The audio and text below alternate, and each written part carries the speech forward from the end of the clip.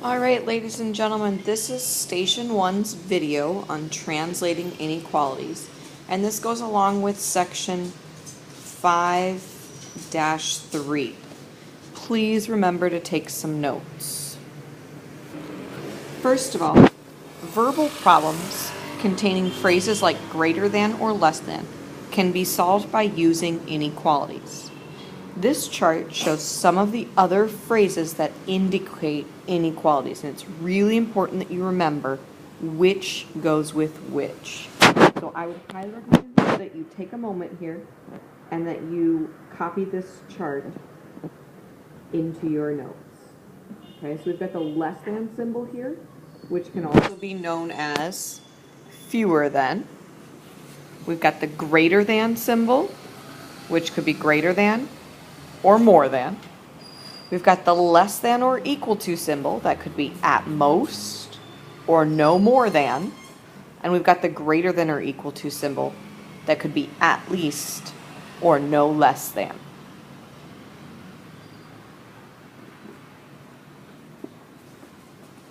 All right, so let's go ahead and take some of those words and work on translating them. So letter A, notice first it says define a variable. That means I need to tell the world what variable I'm going to use. So I'm going to let x be a number. The thing that I'm having the variable represent is a number, and my variable is x. So now as I write this inequality, the whole world knows that I'm using x instead of a number.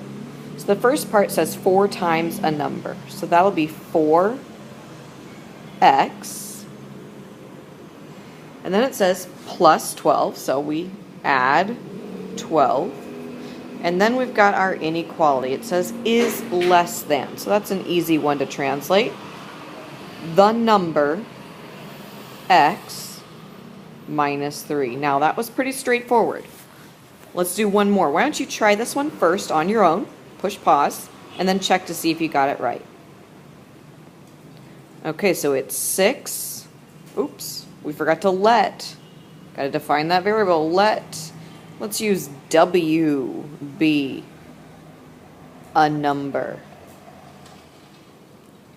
All right, so that means 6 times a number, which is w, is greater than 4 times the number w minus 2.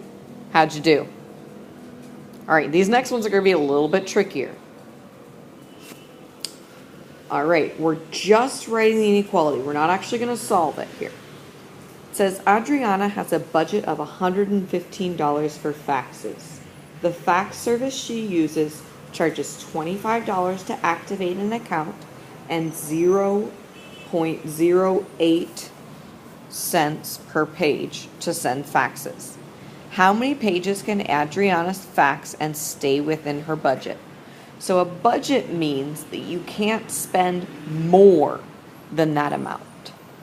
So if 115 is the maximum that I'm going to spend, that means when I have the crocodile or the alligator chomping, that's the bigger side. Now if that's the maximum I can spend, can I spend 115? Yes. So it can be equal to. Then we need to just write the information. So $25 to activate, that's like a y-intercept or a starting amount, in addition to, or plus, 8 cents per page. And so we're going to let P equal pages. So 0.08 times P plus the $25 to activate has to be less than or equal to the budget of $115. Why don't you guys try this next one on your own? Push pause and then check to see how you did. Okay, again we're dealing with a budget of $425 for his senior pictures. So a budget has to be the biggest amount that he can spend is 425, and he can actually spend 425. The cost for a basic package and sitting fee is $200, so he has to pay $200 no matter what. He wants to buy extra wallet-sized pictures for his friends that cost $4.50 each. So we're going to let P equal pictures. So $4.50 times each picture that he's going to buy plus the $200 has to be less than his budget of $425. Pretty easy, right? Now, if you were to solve these, what would you do first?